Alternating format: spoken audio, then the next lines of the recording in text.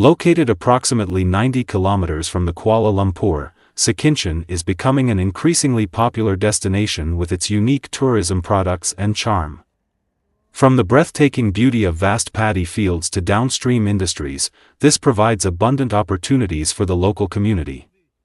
The presence of a Boeing 727 aircraft in the middle of the paddy fields has become a hot topic among visitors from various states.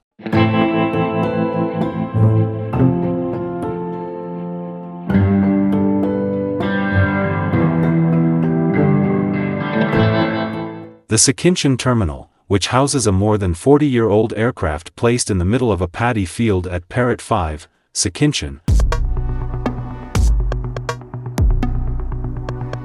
Research and analysis conducted through searches on aircraft websites revealed that it is a Boeing 727-277, which was 40 years and 9 months old as of April 2022, based on its registration records, manufacture date, of June 18, 1981.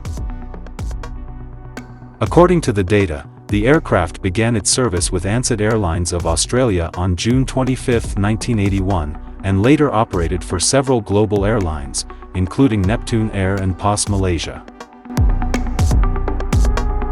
Attracts crowds who come to capture photos and videos in the area. On April 16 last year, the aircraft went viral on social media after being specially transported via land. According to records, the aircraft was registered on June 18, 1981, and is now over 40 years old. With the lush greenery of the paddy fields, the Sekinchan Terminal has become one of the must-visit spots for visitors to create lasting memories.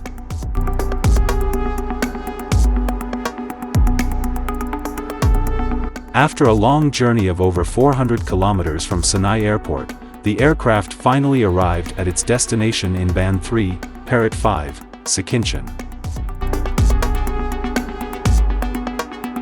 Parit 5, Sekinchan, is now another location that visitors can explore when visiting Sekinchan.